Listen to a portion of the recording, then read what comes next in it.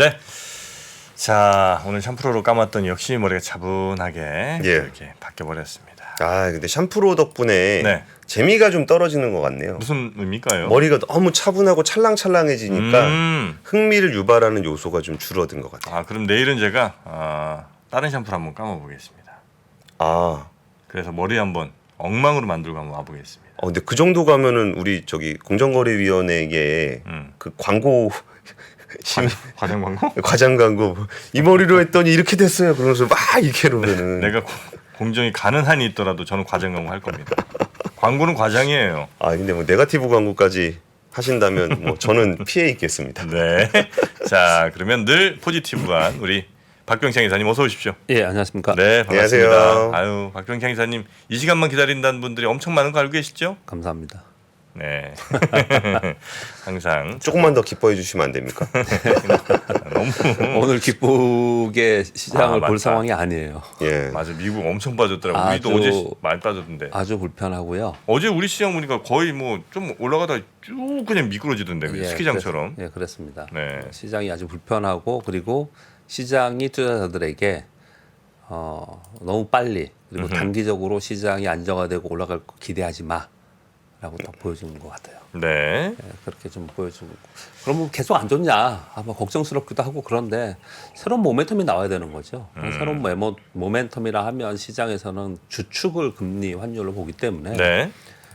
다음 주에 FOMC 회의가 있고요. 예. 뭐 큰 기대를 뭐 할 수 있는 부분은 분명히 없습니다. 그렇지만 이벤트이기 때문에 빅 이벤트이기 때문에 그리고 APEC 정상회담이 언제 하죠? 에이펙. APEC 11월 달이라고 알고 달인데 있습니다. 네. 언제 하는지 모르겠는데 정확한 날짜는 제가 못 보았는데 네. 그 뭔가 좀 새로운 게 나와야 돼요. 뭐 미중 정상회담만 나온다든지 뭐 뭔가 새로운 그러지 않으면 모멘텀이 좀 있어야 된다. 시장을 돌리기에는 매도 압박이 굉장히 강하고 그리고 시장의 심리 자체가 지금 아래쪽 방향으로 지금 계속 있습니다. 네, 그렇게 지금 보여집니다.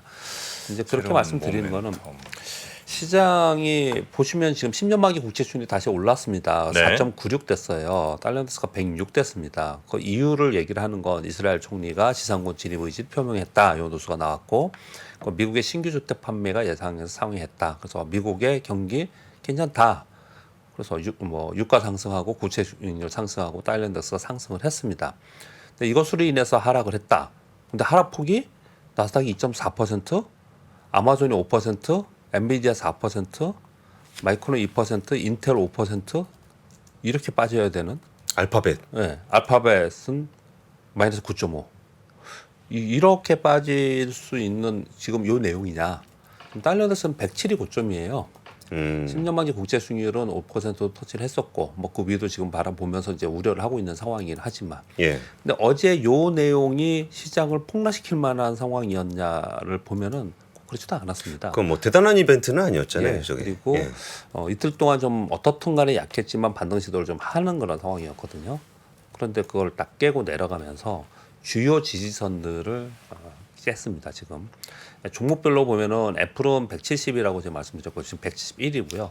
엔비디아는 400달러 초반입니다. 지금 417달러거든요. 이제 이 종목들은 지금 살짝 걸쳐 있는 그런 상황인데 지금 S&P 500이 마이너스 1.44% 하락해서 4,186포인트가 됐습니다.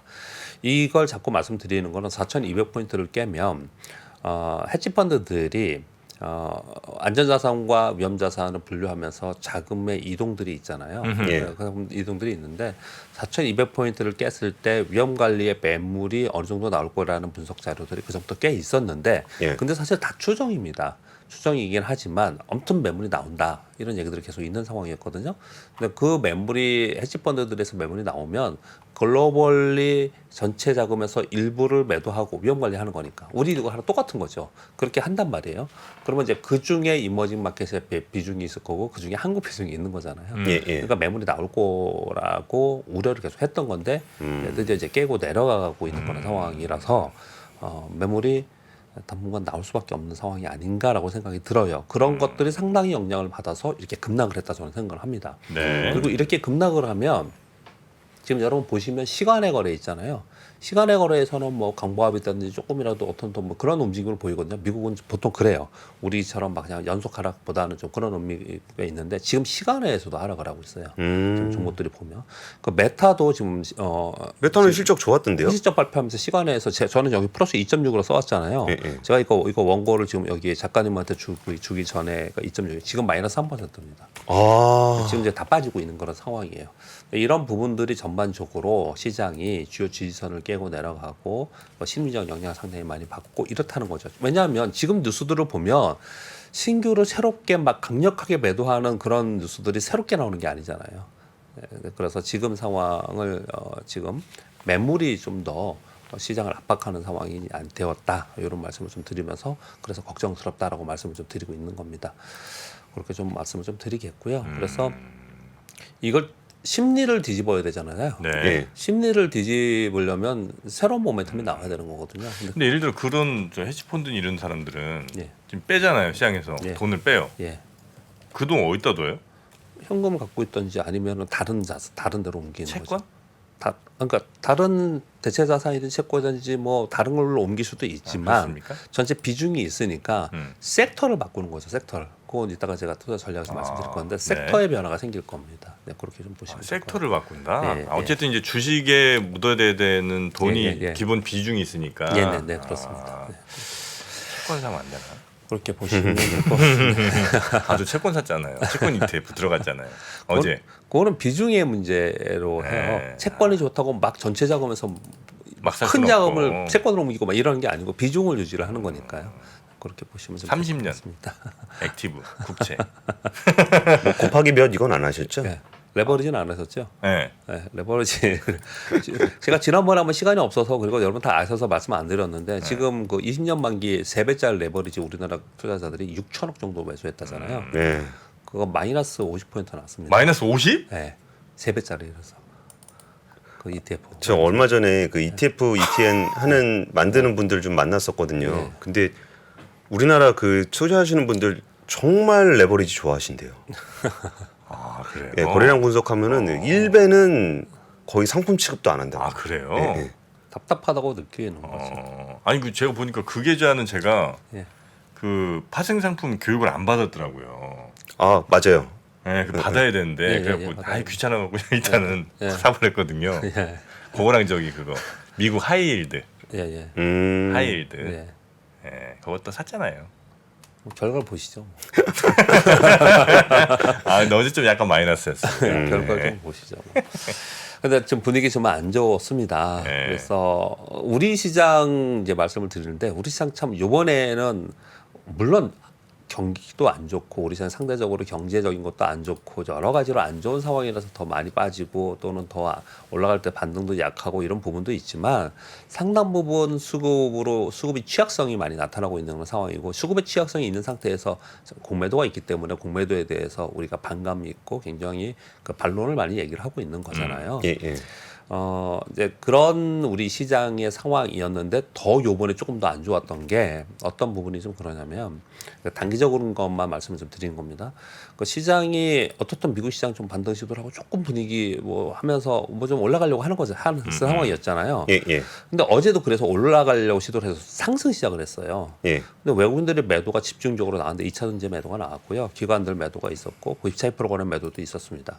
2차 전지가 급락하기 시작을 했어요. 맞아요. 예. 그래서 코스닥이 1.79% 하락을 했고 코스피는 0.85% 하락을 했는데 자, 요 내용은 좀 자세히 설명드리겠습니다. LG에너솔루션이 컨퍼런스 콜을 했는데 내년 성장률 둔화 언급이 있었습니다. 그래서 배터리 대형주들이 8%씩 빠졌어요. 맞아요. 어마어마한 겁니다. 아마 LG에너솔루션, LG화, 삼성, SDI 포스코도 어제요? 예, 포스코도 엄청 많이 빠졌어요. 어제 그러니까 거기에 있는 뭐 시가총액 상위에 있는 배터리 소재주들이 7% 8%씩 막 이거 급락을 해버렸어요. 예.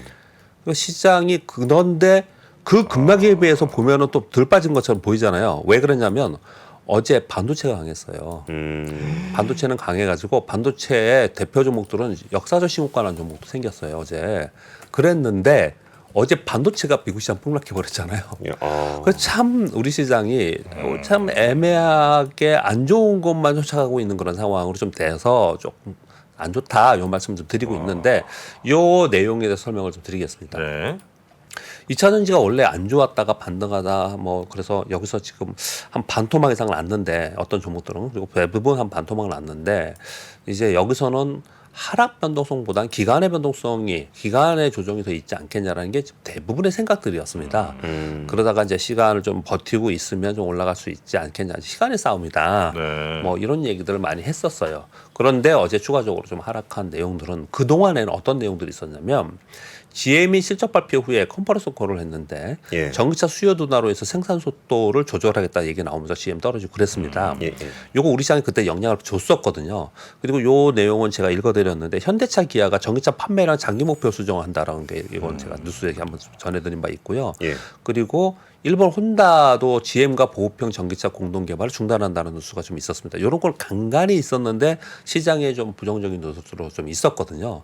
그런데 어제 LG에너솔루션이 실적 발표를 하면서 컨퍼런스 콜에서 내년 전기차 배터리 수요 줄어들 것이다. 왜냐?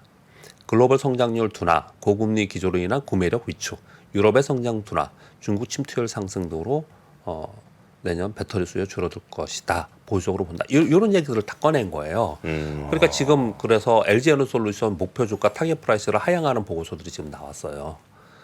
그러니까 아 근데 참 제가 이 두 지금 박 기자님 보여주신 저 배터리하고 저 자동차 얘기 있잖아요. 예.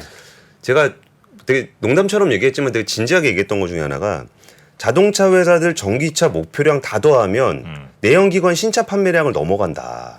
목표량 더하면. 예, 그러니까 저거는 달성할 수 없는 목표니까 대충 한 목표, 우리 목표는 또 원대하게 잡는 거잖아요. 그러니까 원대하게 저 정도 잡아놓은 거다. 그러니까 뭐 저걸 팔릴 거라고 생각하는 거 기대하는 건 조금 오버할 거다라는 얘기를 좀 드렸었고, 그리고 저 배터리 관련해서도 그 성장률 둔화에 따라서 내년에 좀 수요 줄어들 것 같다고 얘기하잖아요. 네. 엔솔이 올해 8월까지 배터리 사용량 성장률이 58.5%예요. 그러니까 여기서 둔화가 된다고 해서 성장을 안 하거나 그러는 건 아니거든요.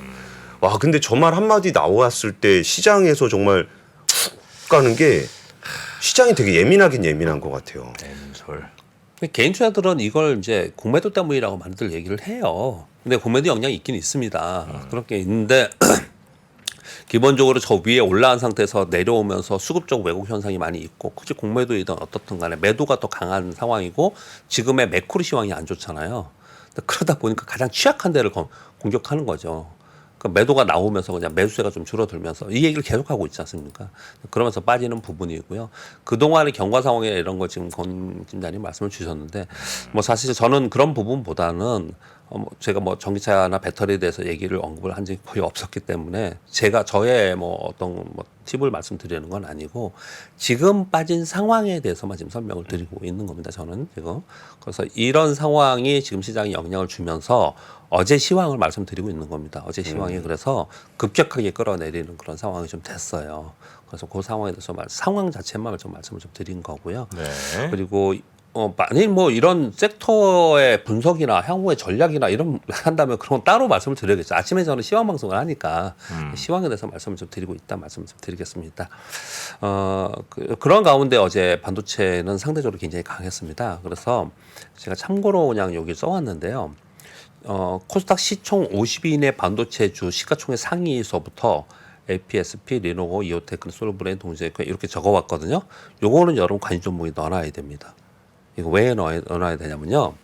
여러분 2차 전지 많이 갖고 계신 분들이 있기 때문에 제가 그렇게 될 거다 안 될 거다 향후 전망에 대해서 얘기하는 건 아니고요. 우리나라 코스닥이 얼마나 취약하냐면 예를 들어서 엔터주가 막 뜨잖아요. 예. 엔터주들이 대다수가 코스닥 시가총액 10위 안으로 딱 들어와.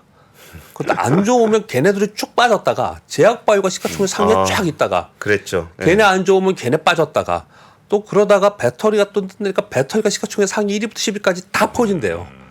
그러고 있다가 이런 식으로 움직이거든요. 그러면 한쪽 이거 왜 그러냐면 수급 때문에 그래요. 그래서 한쪽이 만약에 안 좋아지면서 빠지고 그러면은 네. 그러면 다른 섹터의 시가총액 상위 종목들을 뭐 아주 좋아서 이런 걸 떠나서도 수급적 이유만으로도 걔네들이 사면서 걔들이 올라와요. 그래서 그러니까 그 사람이 그쪽에 옮겨가는 거라는 거죠. 신규로 자금 들어오는 게 아니라. 투자 전략적 측면에서도 시가총액 상위 종목에 있는 종목들이 어떤 섹터가 올라오고 내려가는 것을 계속 볼 필요가 있는데 지금 배터리 쪽에 뭐 그동안에도 안 좋아서 벌써 뭐 50%나 빠졌는데 이 와중에도 이걸 막고 있으니 이런 상황이 되면은 분명히 움직임이 나타날 거라고요. 이 포트폴리오에서 기관들은요. 근데 그런 상황이 되면은 만약에 그들이 움직이기 시작을 하면은 또 다른 섹터가 또 이게 그 다음에 거기에 또 다시 진입을 하거든요. 네. 그러면 지금의 거기에 진입할 수 있는 후보군으로는 반도체가 가장 유력하잖아요. 그러니까 반도체 좋은 종목들 많고 여러분 갖고 계신 것도 많이 있겠지만 그런 걸 다 떠나서 회사의 기업 가치 다 떠나서 시가총액 상위에 50위 이내에 있는 종목들 후보군들이 어떤가를 보고 걔네 수급을 보면 아마 얘네들은 지금 기관들이 사고 있을 가능성이 이제 높아요. 네, 그런 부분들을 좀 팁으로 좀 말씀을 드리려고 참고를 말씀드립니다. 관심에 넣어둘 종목들 예. 시가총액 상위 종목에서 말씀을 좀 드리는 거고요. 무려 2개나 있습니다. 네, 뭐 여기 하나는 어제 역사적 신고가 같습니다. 뭐예요? 갖고 계신 거 있잖아요. 알겠습니까? 네. 그리고 어제 뭐 어떤 그런 특징이 우리 시장에 좀 있었고요. 네. 또 하나는 중국 광군제 있잖아요. 11월 12일이거든요. 이게 지금 얘네들은 그날 원래 해야 되는 거잖아요. 광문제? 네. 네. 그날 뭐 이거 할인 행사 해야 되잖아요. 네. 근데 미리 막 하고 그리고 끝나서도 하고 굉장히 오랫동안 이걸 바뀌었어요. 네. 그걸 지금 하고 있습니다. 지금 우리나라 그 의류나 이런 하고 있는 뭐 어디라는 지명 뭐 브랜드명을 말씀 안 드리겠지만 이렇게 앱에 들어가 보면요. 시작됐어요. 우리나라 것도. 우리나라 것도 지금 시작이 되어 있거든요. 그래서 그 광고 막 오고 그러잖아요. 마이너스 92% 막 이런 미끼 광고 막 오고 그러잖아요. 근데 아무튼 이게 영향이 있어요. 그래서 화장품, 섬유, 의복 이런 종목들이 상대적으로 강세를 보이면서 요즘에 올라가고 요즘 있습니다. 많이 올랐네요. 네, 많이 올랐죠. 이거 영향 많이 받고 이거 추가 뉴스 좀 이따 말씀드리겠습니다. 어제 상황에 대해서 말씀을 좀 드렸고요. 그래서 안타깝게도 어떻든 한쪽이 조금 쉬고 있는 동안에 뭐 또는 안 좋은 상황에서 한쪽이 올라주면서 지수를 버티면서 그리고 또 그러면 또 얘 올라가면은 또 비중이 또 바뀌니까 또 이쪽이 뭐 이런 상황이 좀 돼야 되는데 그나마 지금 이쪽은 화장품, 섬유, 의복은 시가총액이 좀 낮아서 전체 시장 영향을 크게 못 주니 반도체 쪽이 좀 올라오고 있고 또 최근에 제약 바이오가 좀 올라왔거든요. 얘네들이 막 떨어졌어요. 요 이벤트가 끝나면서 그래서 제약 바이오나 뭐 얘네들이 좀 올라줬으면 좋겠는데 어제 미국이 반도체 IT가 좀 안 좋아져가지고 그래서 우리 시장이 좀 걱정스럽게 됐습니다. 그래서 걱정스럽단 말뿐이 뭐 할 수가 됐어요 지금. 근데 이거가 그러면은 이런 얘기를 드릴게요. 얼마나 오래 갈 거냐? 그렇게 오래 가지는 않을 거라고 봐요. 이런 이벤트들은 수급적 이벤트가 상당히 있기 때문에. 근데 당장 이것으로 인해 주가가 떨어지니까 두 가지가 걱정되는 거죠. 당장 내 자산이 줄어드니까 걱정되는 부분이 있고 또 하나는 하락폭이 커지면 나중에 복구하기가 다시 올라오기 힘들어지는 거잖아요. 그렇죠. 그런 부분들이 걱정되는 거라고 저는 생각을 합니다. 네. 오늘 이슈는 오늘 3분기 GDP 잠정치 발표가 있고요. EU 정상회의가 있고 22 통화정책회의가 있습니다. 22 통화정책회의가 우리가 지금 관심거리고요. 그리고 연풍제지와 대한금속 거래 재개가 됩니다. 사실 이것도 오늘 우리 시장의 약재예요. 나오면 뭐 안 좋을 거 아닙니까? 주가는. 그래서 이 연풍제지는 시가총액이 1조 5천억입니다. 1조 5천억이에요. 시가총액이 높다라고 제가 일부러 불러드린 이유는 지수에 영향을 그만큼 주는 거죠. 이거 떨어지면 지금 영향. 영풍제지가? 예. 시가가 1조 5천억이나 돼요. 예. 그러니까 아무튼 시장 역량에 좀 악재로 작용을 좀 할 것 같고요. 네. 그리고 오늘 여기 지금 제가 전화를 오타했는데 그걸 못 지웠습니다. 죄송합니다. 애플은 다음 주에 실적 발표가 있고요. 네. 그리고 뭐 머크, 인텔, 캐스플러, 마스터카드 우리 오늘 SK 하이닉스 실적 발표 있습니다. 현대차, 기아 있고요. 삼성전기, LG노트. 하이닉스 실적은 HBM 얼마나 잡혔을지 관심 그게 제일 많더라고요. 관심이에요. 실제로 얼마보다도 그게 얼마나 잡혔나 제일 관심이 좀 있습니다. 네.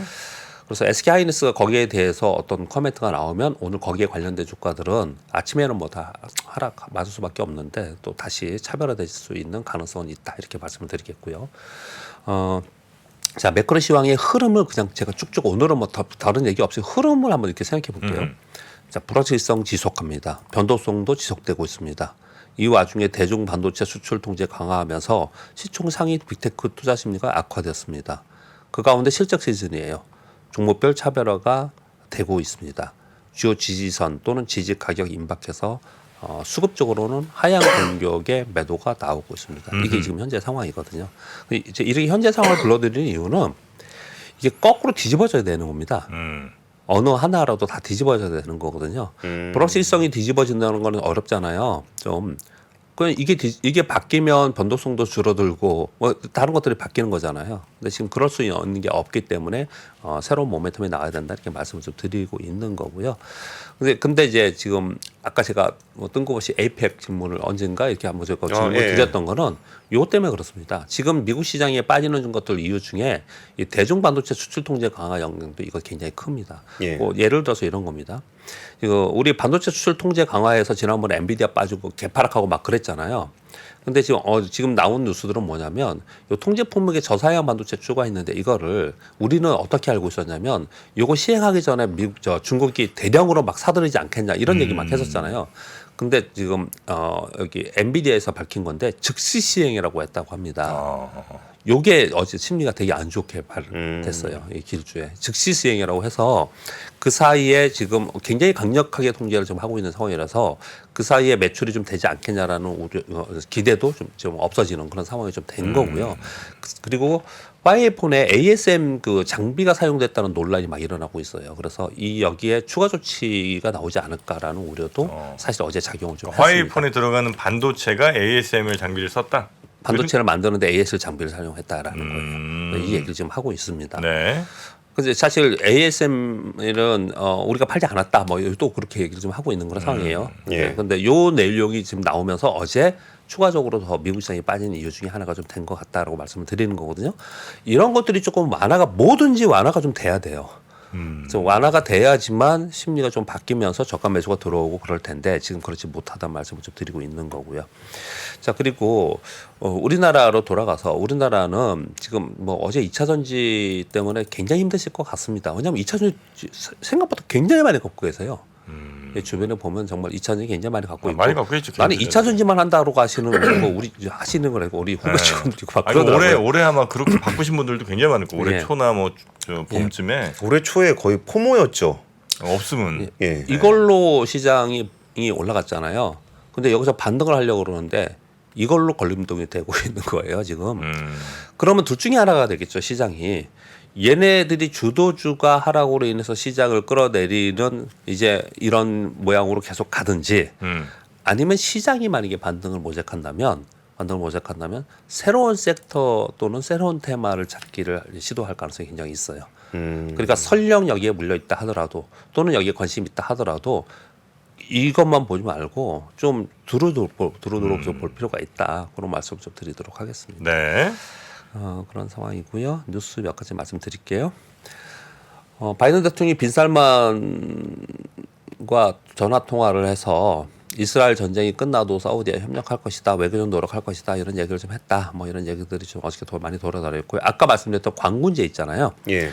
광군제 쇼핑 수치가 11월 1일이잖아요. 근데 최근에 한 2, 3주 정도 하고 있는데 징중닷컴에서 지금 어제 발표된 내용입니다. 1초 만에 휴대폰이 1억 위안치 판매됐다. 그래서 이번 광군절 판매량이 역대 최고치가 되지 않겠냐라고 얘기를 하고 있으면서 중국의 통신 말로는 올해 중국의 성장률 목표치 달성에 상당 부분 기여를 할 수 있을 것 같다라고 얘기를 지금 하고 있는 상황이에요. 그래서 보시면 혹시 뭐 아까 보신 것 같던데 많이 떴죠. 예, 화장품 관련한 회사들 많이 화장품이고 떴어요. 뭐 이런 거 많이 떴습니다. 근데 요새 화장품은 아모레 뭐 이런 데 잘 안 보더라고요. LG 생활 잘 안 보고. 새로 생긴 회사들. 예. 의류주도 많이 올라왔고요. 보시면 좀 올라왔어요. 영향을 좀 받고 있다 말씀을 좀 드리겠습니다. 그리고 애플이 후불 결제 서비스를 11월부터 미국으로 시작해서 서비스 예정이다. 라는 발표가 있었고요. 그리고 우리 시장에서 민감하게 받아들였던 것 중에 하나는 뭐냐면 24일부터 SKT 고객으로부터 시작해서 통화 녹음과 통화 요약 기능을 제공한다. 이건 이제 애플 기기에서 하는 게 아니고 SKT에서 하는 거죠? 에이다 통신사에서. 인공지능으로요. 네. 그래서 요거 걱정을 되게 많이 합니다. 왜냐하면 애플 이거 통화 녹음 때문에 안드로이드 쓰는 분들이 있다라는 많이 그런 얘기들이 있었거든요. 그래서 걱정들을 좀 하고 있는 그런 상황입니다. 저도 통화 녹음 엄청 하거든요. 저희 네. 취재할 때 내용 확인해야 되니까 통화 녹음 많이 하는데 그 애플 쓸 생각 자체를 안 했었어요. 그렇죠. 예. 통화 녹음 기능 때문에 그랬는데 이건 통신사에서 통화 녹음을 해주는 건 조금 약간 찝찝하지 않나?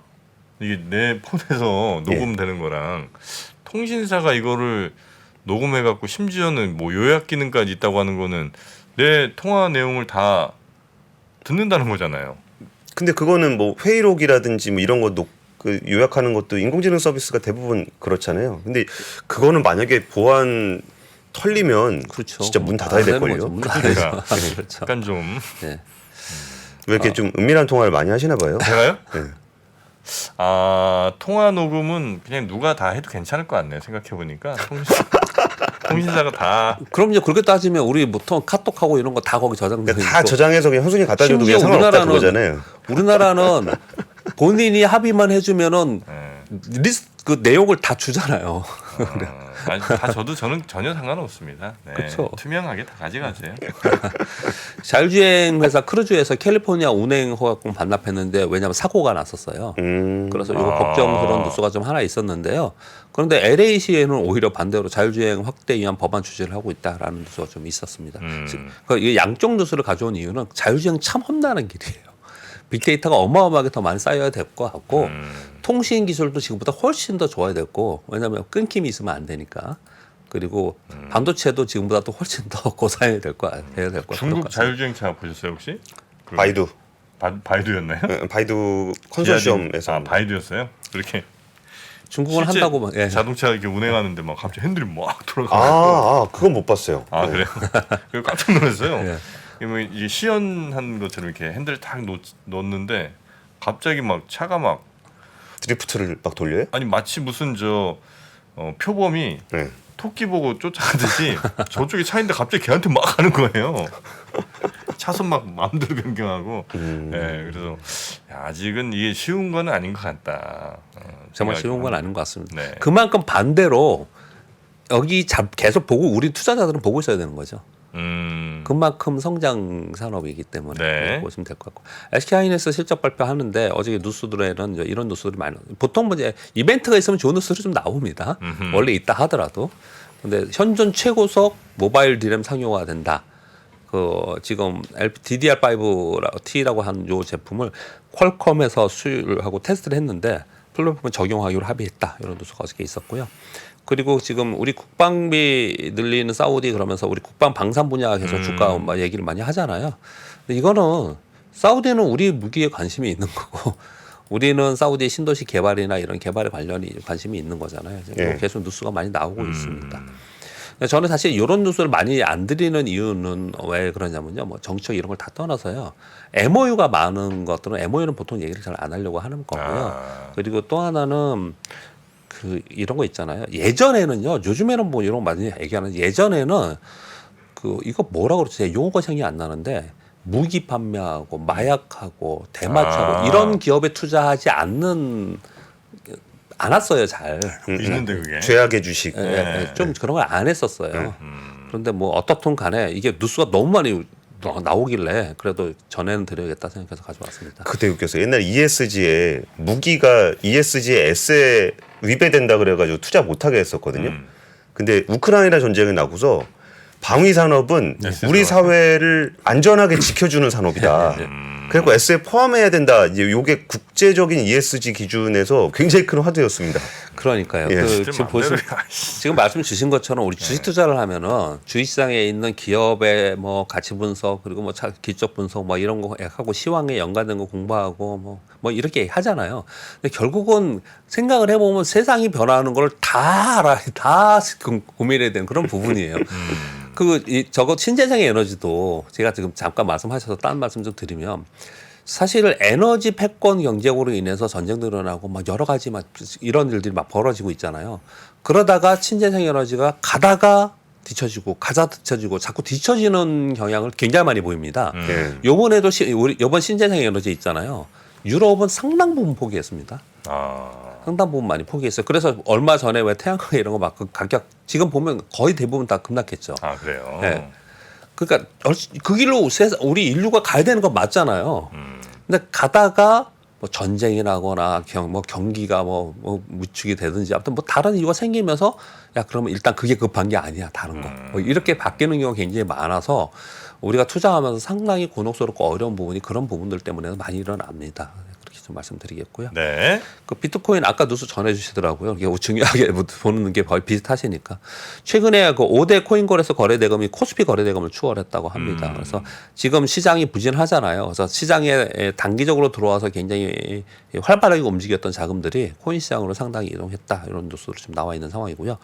아홉 번째 뉴스는 있는 자체로 여러분 화내지 마시고요. 이 사실을 알아야 되는 거라서 제가 말씀을 드리는 건데요. 요번에 그 영풍예지가 9월 6일부터 26일까지 연기금에서 한 61억 정도 순매수했다라고 합니다. CFD 사채 관련해 가지고 대성홀디, 서울가스, 삼천리 막 이런 거 거래 정지되고 하한가 가고 이거 뭐 원위치 다 했잖아요. 연기금 이걸 샀다고요? 하한가 직전까지 삼천리 396억, 서울가스 460억, 대성홀디 528억 정도 샀다라는 거예요. 이제 요 자료를 가지고 그러면 연기금이 내 연금을 가지고 연기금이 매매를 못해서 이게 아니라는 말씀을 드리려고 하는 거예요. 얘네들 왜 그러냐? 왜 그러냐? 이 펀드들이잖아요. BM을 추정하잖아요. 예. BM을 추정하면서 기계로 매수할 수밖에 없는 규모라는 게 있는 거잖아요. BM 추조 자금들이 있잖아요. 예. 예. 벤치마크를 코스피를 떴잖아요. 따라가려는. 그러니까 거기에 맞게 사다 보니까 분비하다 보니까 이렇게 사는 게 훨씬 더 맞다라는 아니, 거예요. 그럼 전체 종목을 다 사요? 200 종목. 아니죠. 코스피 200 중형주 정도. 펀드면 중형주 안에서만, 코스피 200이면 200개 안에서만 이렇게 산단 말이에요. 200개를 산다고 치면 200개를 다 사요, 얘는? 분비하죠. 예, 비중에 근데 따라서. 그 금액이 몇백억씩 되는 거예요? 되겠죠. 다 나눠 충분히. 사는데도? 네, 나눠 사면 되겠죠. 왜냐면 얘는 시가총이 높았어요. 요새는 작전하는 분들이 네. 요거 타겟으로 작전합니다. 제가 그 말씀 드리는 거예요. 연기금 들어오라고?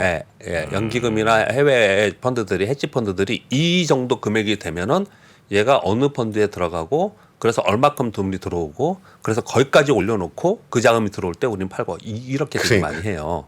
이걸요. 자, 그걸 말씀드리려고 이걸 가져왔던 거고요. 또 하나는 뭐냐면 그렇기 때문에 기계적인 매수, 기계적인 매도에 의해서 주가가 움직이거나 수급이 있는 거는 우리가 구분할 수 있어야 돼요. 이거는 구분할 수 있어야 됩니다. 그러니까 내가 분석하고 이 기업이 어떻게 될 거야라는 부분들 이런 부분들로 우리가 하는 경우가 투자를 대부분 하는 게 정석이지만 예. 우리가 실제 투자를 할 때 아무리 나쁜 기업이라도 수급이 막 들어와서 주가가 올라가면 좋은 주식이 되는 거잖아요. 그래서 좋은 기업 이퀄 좋은 주식은 아니라고 이렇게 보통 얘기를 하잖아요. 돈만 벌면 되지 이렇게 얘기를 하잖아요.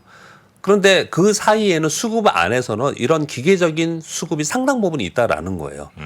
우리 지금 외국인들이 사는 거 제가 자주 말씀드리는데 외국인들이 코스닥에 있는 일부 종목들을 막 사거나 팔거나 막 하잖아요. 네. 예. 예. 그거 그냥 알고리즘에 의해서 그냥 샀다가 곧바로 파는 거예요. 대부분입니다. 대부분이에요. 근데 외국인들이 사니까 좋다. 연기금이 계속 사주니까 이거 뭔가 좋네.